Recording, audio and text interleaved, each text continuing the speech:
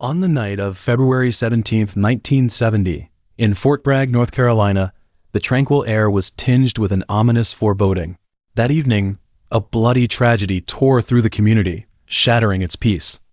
A young doctor, Jeffrey Robert MacDonald, experienced a nightmarish assault in his own home. He suffered stab wounds to his chest, bruises on his forehead, and minor injuries to his limbs. However, compared to him, the fate of his pregnant wife and two young daughters was far more tragic. They were killed on the spot during the attack. The surviving husband claimed that a group of intruders had broken into his home, chanting, "Acid is groovy, kill the pigs," before launching a frenzied assault on his family. Yet, as the investigation deepened, the truth became increasingly murky. Jeffrey's account was riddled with inconsistencies. He, the only male in the house, had sustained the least severe injuries, while his defenseless wife and daughters suffered the most fatal blows. These incongruous details cast doubt on his story, and the mystery gradually pointed to a chilling possibility that the massacre was a cold-blooded murder orchestrated by Jeffrey himself. His image shifted from that of an innocent victim to a suspect who had meticulously planned the crime. His story shocked the entire United States and sparked decades of legal controversy and public debate. People have long questioned, was he the mastermind behind a calculated, cold-blooded murder, or was he truly an innocent victim? The story begins in the Jamaica neighborhood of Queens, New York, where on October 12, 1943, a couple welcomed their second child, Jeffrey. Despite their impoverished circumstances, the young boy did not succumb to despair. His father, though strict in his discipline, never resorted to physical abuse against his wife or children. It was precisely this environment that shaped Jeffrey's precocious character. During high school, he served as student council president and was voted by his peers as the most popular and most likely to succeed. However, his adolescence was not all glamour and accolades. At the end of 8th grade, a girl entered his life. It happened in the high school hallway, where two girls walked side by side, passing by Jeffrey. For some reason, her image lingered in his mind for days. 2 weeks later, Jeffrey sought her out, Colette Catherine Stevenson. They began talking and quickly formed a friendship. Their relationship progressed rapidly, and they started dating. One memorable moment was when Jeffrey and Colette sat on a balcony, holding hands while watching the movie Summer Place. That scene left a deep impression on them. Whenever the movie's theme song played on the radio, they would instinctively turn up the volume, as if the melody was a testament to their love. However, this youthful romance did not last long. Colette abruptly announced the end of their relationship. Jeffrey was heartbroken, but he soon moved on and began a new relationship with another girl. Jeffrey excelled in high school and earned a 3-year scholarship to Princeton University. In 1962, he enrolled at Princeton to pursue pre-med studies, where he demonstrated remarkable academic talent and potential. However, his personal life was far from stable. During his second year of studies, after breaking up with his new girlfriend, Jeffrey reconnected with his former flame, Colette. She was a shy girl, harboring a slight fear of the world, and Jeffrey, with his confident demeanor, became her protector, much like a knight. Yet, he was a romantic at heart and often dated other girls. When he learned that Colette was pregnant with his child, he decided to marry her. On September 14, 1963, they tied the knot in New York City, with 100 guests in attendance. The reception was held at the Fifth Avenue Hotel, and the couple later honeymooned in Cape Cod. On April 18, 1964, their first daughter, Kimberly Catherine, was born. After completing his undergraduate studies at Princeton, Jeffrey moved with his family to Chicago in the summer of 1965 to attend Northwestern University Medical School. Colette, meanwhile, gave up her studies to focus entirely on their family. On May 8, 1967, their second child, Kristen Zhang, was born. In 1968, after graduating from medical school, they relocated to Bergenfield, New Jersey. Jeffrey completed a 1-year residency in thoracic surgery at New York's Columbia Presbyterian Medical Center. This period was grueling for both Jeffrey and Colette, as Jeffrey often worked 36-hour shifts, leaving him only 12 hours to rest at home, which severely limited his time with his family. After finishing his residency, Jeffrey and Colette vacationed in Aruba, and he subsequently decided to enlist in the military. On June 28, 1969, Jeffrey officially joined the U.S. Army and was sent to Fort Sam Houston in Texas for a 6-week basic medical training course for doctors. During this time, he volunteered to join the Army Special Forces, becoming a Green Beret physician. He was then assigned to Fort Moore in Georgia, where he completed airborne training. Although he initially feared deployment to Vietnam, he learned that, as a Special Forces doctor, the likelihood of being sent overseas was low. In August, Jeffrey was stationed at Fort Bragg, North Carolina, serving as a surgeon for the 3rd Special Forces Group. His wife and 2 daughters moved with him to the base, living at 544 Castle Drive, a housing area reserved for married officers, with security provided by military police. Here, Colette continued to pursue her academic dreams, aspiring to earn a bachelor's degree in English literature. Meanwhile, their 2 daughters began to develop distinct personalities. Kimberly was intelligent, shy, and feminine, while Kristen was a spirited tomboy who would even stand up for her sister if she was bullied. On December 10th, Jeffrey took on the role of preventive medical officer. By this time, Colette was pregnant with their 3rd child, a boy due in July 1970. Jeffrey was filled with anticipation for the future. He even bought a Shetland pony as a Christmas surprise for his daughters and planned to move the family to a farm in Connecticut. Colette, feeling deeply content, wrote to a university acquaintance that her life had never been so normal or happy. She expressed excitement about the upcoming arrival of their son, believing it would make their family complete. In 1970, Jeffrey was promoted to captain and planned to pursue advanced medical training at Yale University after completing his term as a Green Beret physician. At this point, his career seemed to be on a smooth trajectory, and his family life was brimming with hope and promise. However, all of this came to an abrupt end on the night of February 17, 1970. A bloody tragedy shattered his fate and obliterated the future of his family. On the afternoon of February 16, 1970, Jeffrey took his 2 daughters to feed their pony. Around 5:45 p.m., they returned home. Jeffrey took a shower and changed into an old blue pajama set. After dinner, Colette left the house to attend a night class at the University of North Carolina in Fort Bragg. According to Jeffrey's account, he played a game with his daughters, letting them ride on his back. Around 7 p.m., he put Kristen to bed and then rested himself. After waking up, he watched Kimberly's favorite TV show, Laugh-In, with her. At 9:40 p.m., Colette returned home, and the couple sat together on the couch watching TV. Midway through a program, Colette decided to go to bed, while Jeffrey fell asleep on the living room couch. At 3:42 a.m., the Fort Bragg dispatcher received an emergency call. On the line, Jeffrey weakly cried out, "Help! 544 Castle Drive. Stabbing! Hurry!" The operator then heard the sound of the phone dropping. About 10 minutes later, military police arrived at the scene. They found the front door locked and the house dark.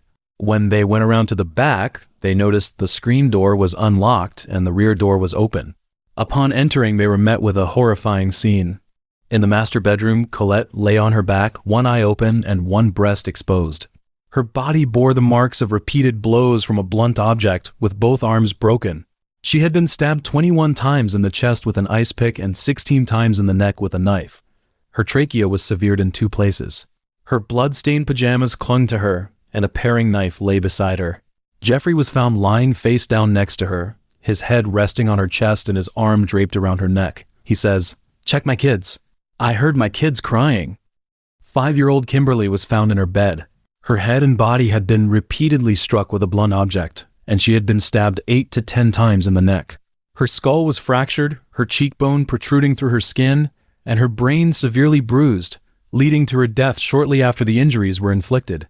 2-year-old Kristen lay in her bed with a bottle in her mouth. She had been stabbed 33 times in the chest, neck, hands, and back, and 15 times with an ice pick.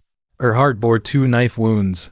On the headboard of the marital bed, the word "pig" was written in Colette's blood, standing 8 inches tall.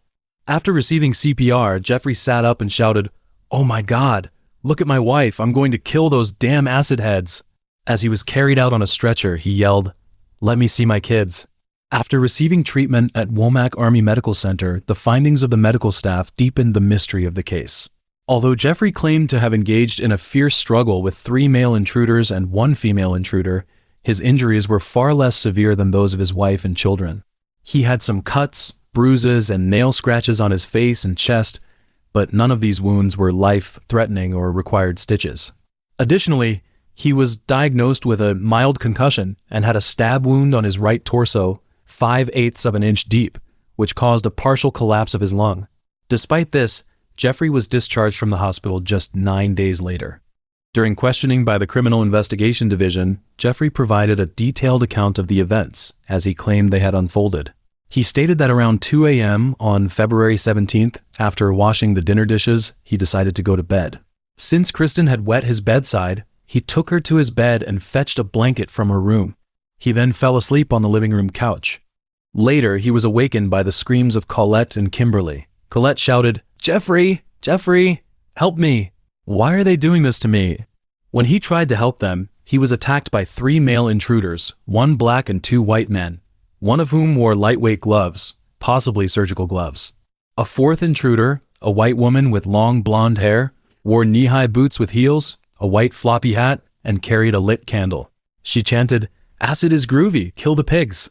The 3 men attacked him with a club and an ice pick, while the female intruder shouted, "Hit them again." During the struggle, his pajama top was pulled over his head and wrists, and he used the entangled garment to fend off the ice pick thrusts. However, he was eventually overpowered and knocked unconscious at the far end of the living room. When he regained consciousness, the intruders had left the house. He then attempted mouth-to-mouth resuscitation on each of his daughters, but to no avail. Finally, he found Colette, pulled a small paring knife from her chest, threw it to the floor, and tried to find her pulse, but it was futile. He then draped his pajama top over her and called for help. At the time, after receiving Jeffrey's emergency call, the military police immediately launched a search for the 4 intruders. However, they found no suspects matching Jeffrey's description. Investigators also discovered weapons outside the back door, an old hickory kitchen knife, an ice pick, and a 31-inch long piece of wood stained with blood. These items, all from Jeffrey's home, had been wiped clean of fingerprints.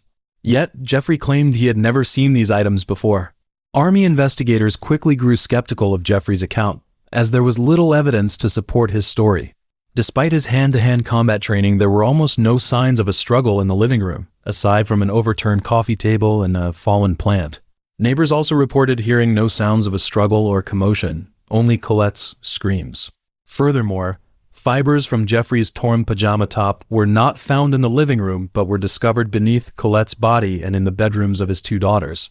Fibers from the pajamas were also found under Kristen's fingernails, and a fragment of skin was found under Colette's fingernails, though this evidence was later lost. Beneath the headboard where the word "pig" was written, investigators found the tip of a blood-stained surgical glove, made of materials identical to the medical supplies stored in Jeffrey's home. Jeffrey claimed he had checked on each family member and attempted to rescue them, but no blood or fingerprints were found on either of the 2 phones. He also mentioned that the female intruder's boots were wet, with rainwater dripping from the intruders, but the only footprints at the scene were bare, bloodied footprints in Kristen's bedroom, leading from her bed to the door. By mid-March 1970, the Criminal Investigation Division received forensic test results on blood, hair, and fiber samples from 544 Castle Drive. These results further contradicted Jeffrey's account of his actions, deepening investigators' suspicions. Jeffrey's pajamas. Kimberly's blood was found on his pajamas, despite his claim that he was not wearing them while attempting to rescue her. This suggested he might have been wearing the pajamas during the attack and participated in the violence. Jeffrey's blood. His blood was found in significant amounts in only 2 places, in front of a kitchen cabinet containing rubber gloves and on the right side of the hallway bathroom sink. This indicated he might have engaged in some form of cleanup or concealment after the attack. Colette's blood. Investigators found her blood in Kristen's room, even though all 3 victims were discovered in separate rooms. This suggested Colette might have moved during the attack or that Jeffrey had staged the scene to cover his tracks. Kimberly's blood. Her blood and brain serum were found at the entrance to the master bedroom, indicating she might have entered the room upon hearing the commotion and was then attacked. However, investigators questioned why intruders would bother to take her back to her bedroom to continue the assault. Given that all 4 family members had different blood types, investigators were able to reconstruct the likely sequence of events under the assumption that there were no intruders and that Jeffrey was the perpetrator. The scenario they pieced together is as follows. Jeffrey and Colette likely had an argument in the master bedroom, possibly over Kristen's bedwetting or Jeffrey's infidelity. The argument escalated into a physical altercation, during which Colette may have struck Jeffrey on the forehead with a hairbrush. As the conflict intensified, their eldest daughter, Kimberly, likely heard the commotion and entered the master bedroom. She was then struck on the head, severely injuring her. Jeffrey carried the critically injured Kimberly back to her bedroom and stabbed her. Next, Jeffrey went to Kristen's room, intending to eliminate the last potential witness. However, Colette, regaining consciousness, stumbled into Kristen's bedroom in an attempt to protect her youngest daughter. In the end, Jeffrey killed both of them and carried Colette's body back to the master bedroom. He then put on surgical gloves from the kitchen cabinet, used Colette's blood to write the word "pig" on the headboard, and draped his torn pajama top over her body. He repeatedly stabbed her chest with an ice pick and discarded the weapon near the back door. Finally, Jeffrey retrieved a scalpel from the storage room, went into the bathroom, stood by the sink, and stabbed himself in the chest to create the illusion that he was also a victim. He then used the house phone to call for an ambulance and lay down next to Colette's body to wait for the military police to arrive. Investigators speculated that Jeffrey attempted to frame the crime by drawing inspiration from recent articles he had read about the Manson family murders. The Manson family was a cult led by Charles Manson, whose followers committed a series of violent crimes under his direction. On April 6, 1970, Army investigators formally interrogated Jeffrey, increasingly challenging his account and attempting to uncover the truth through forensic evidence and logical reasoning. At the start of the interrogation, Jeffrey once again detailed his version of events, insisting that he had been attacked by 4 intruders and had engaged in a fierce struggle with them.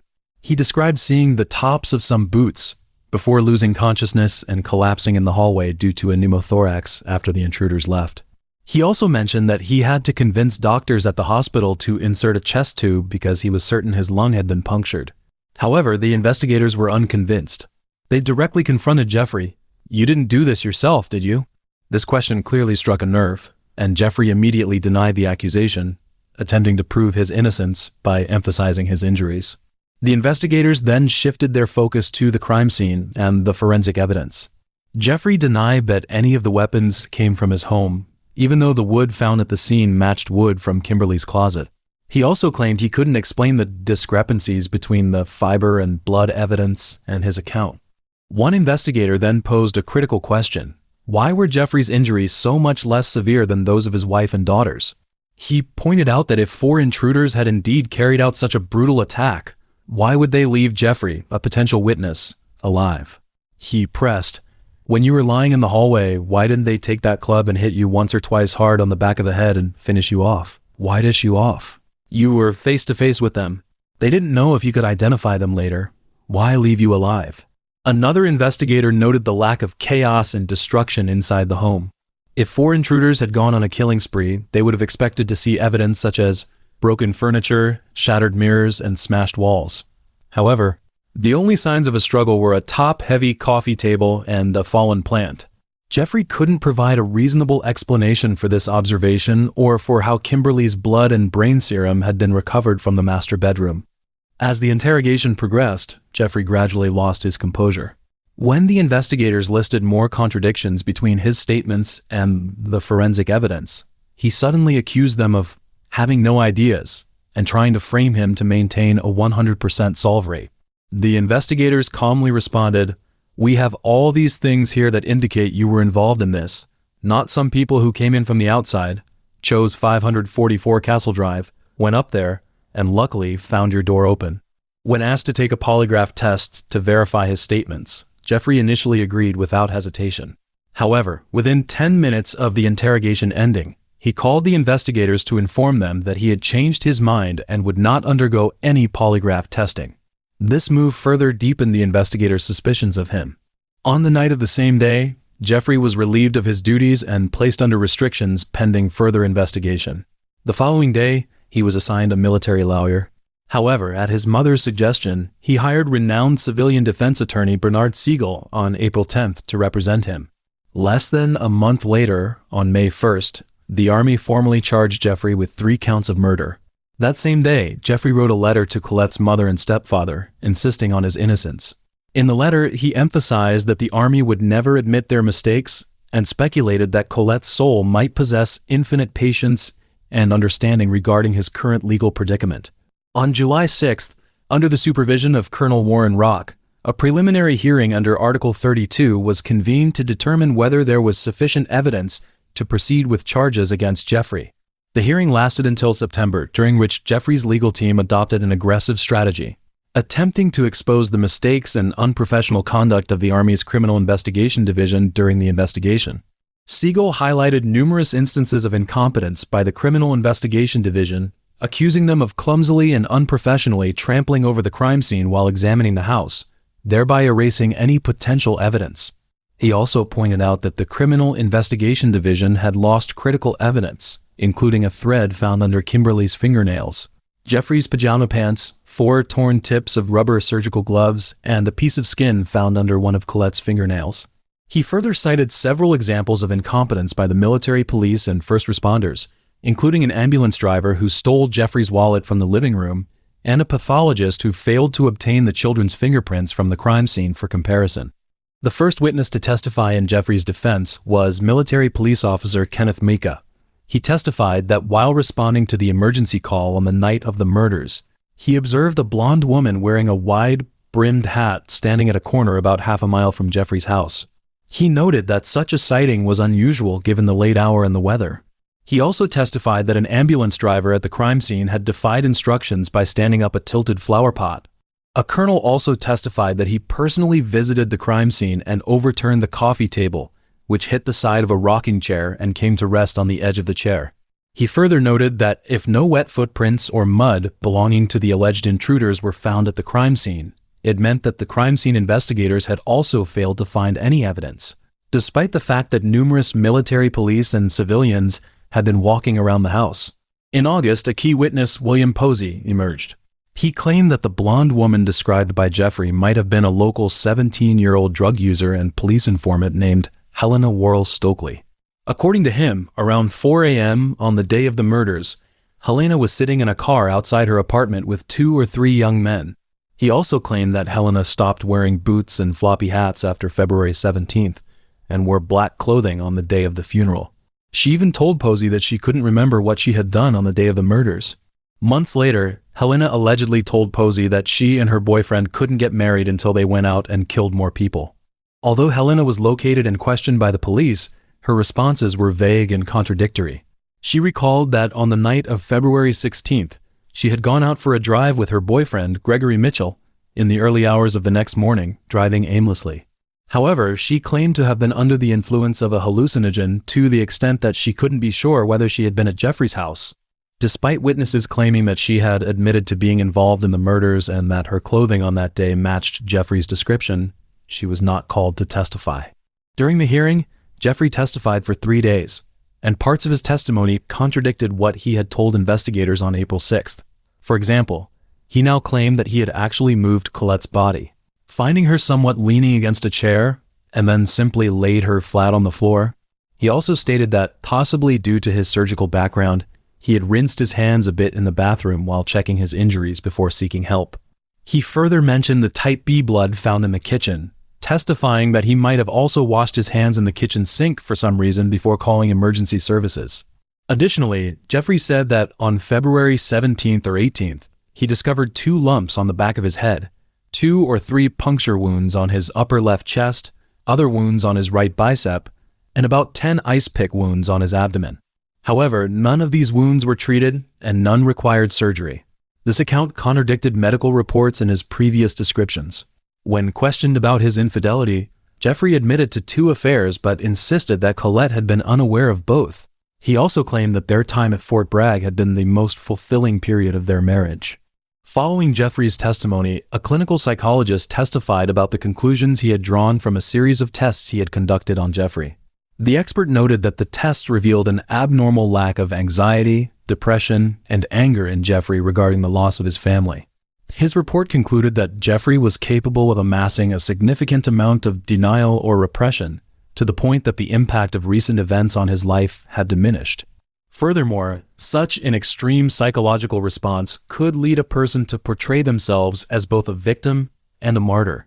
On October 13th, the colonel issued a report recommending that the charges against Jeffrey be dismissed due to insufficient evidence to prove his guilt.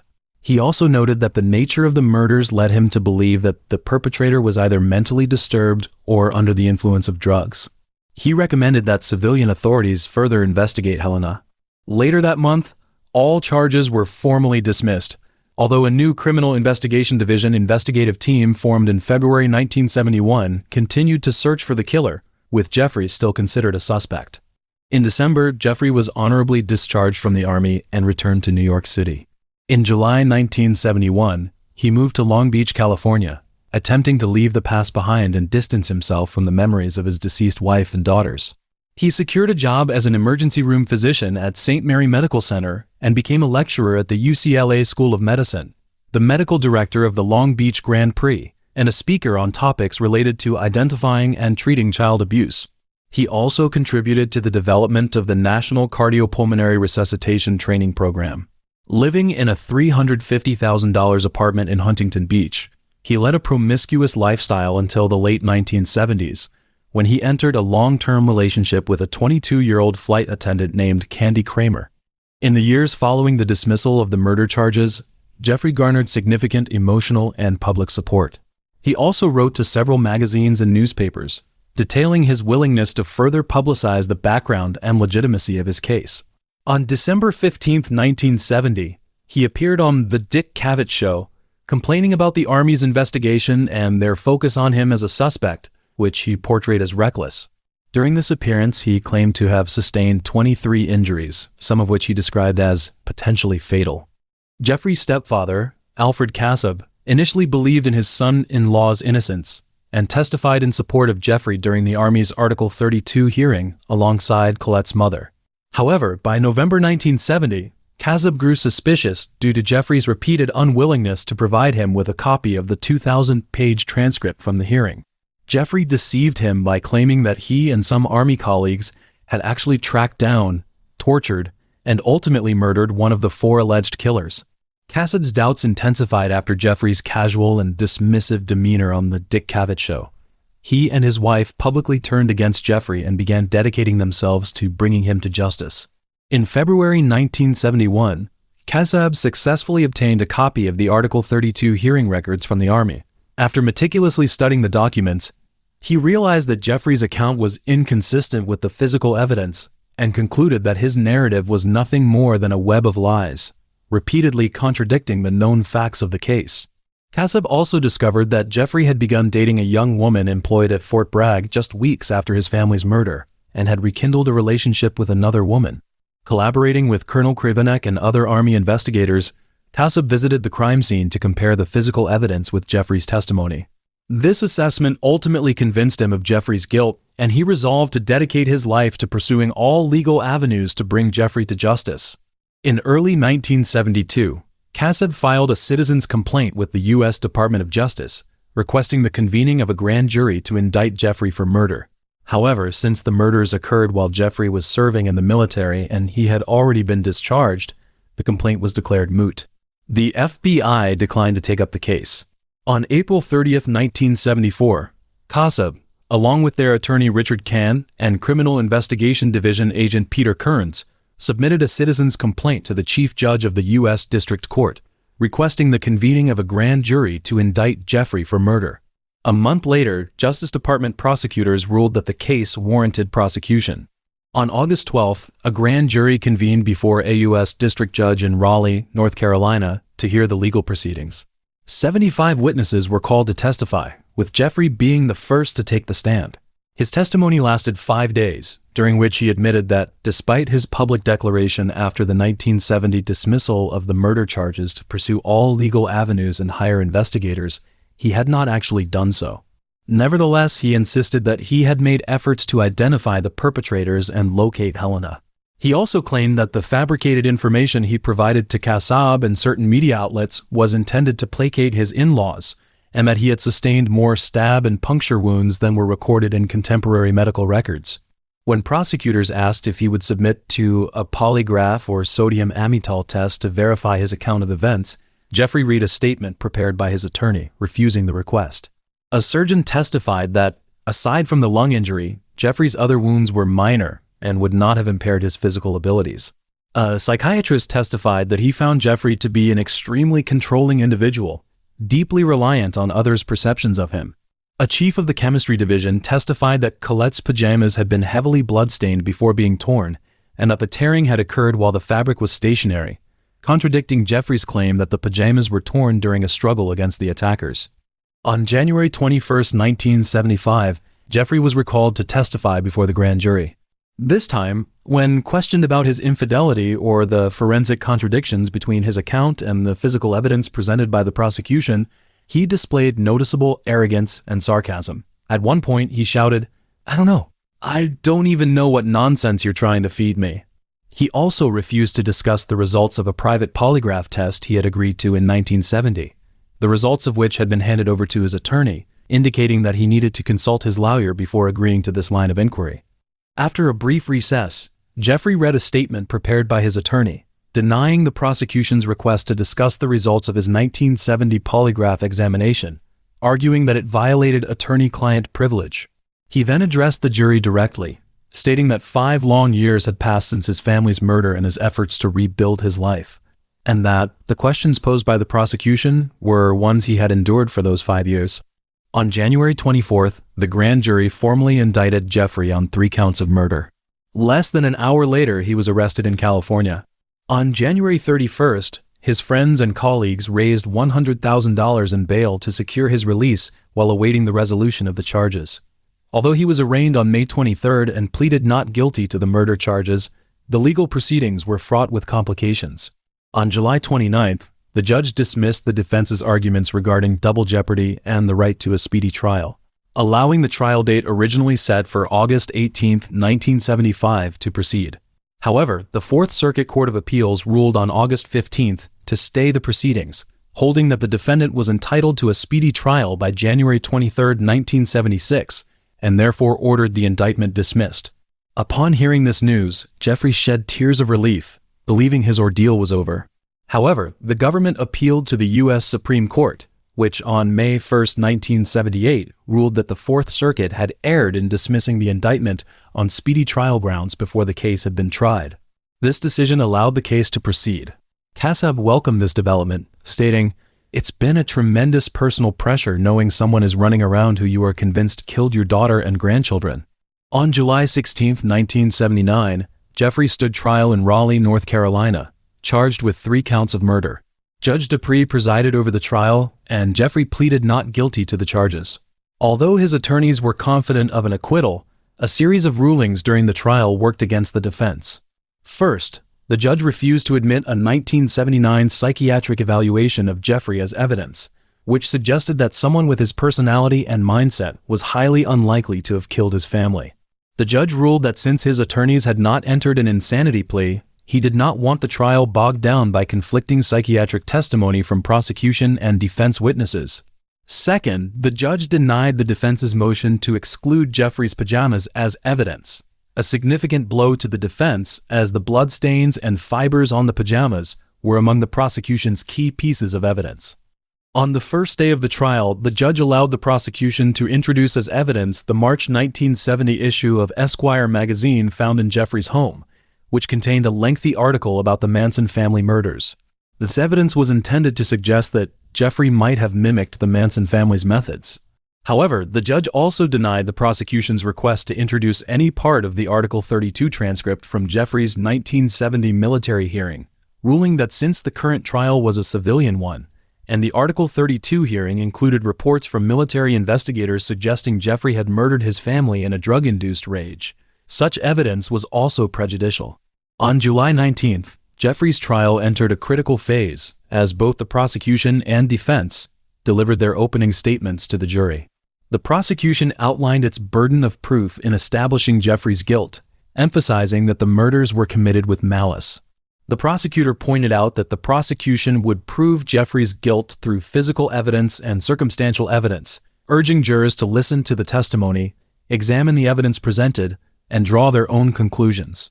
He concluded by stating, "We believe the physical evidence points to the fact that one person, not 2, 3, 4, or more, killed Colette, Kimberly, and Kristen. That person is the defendant."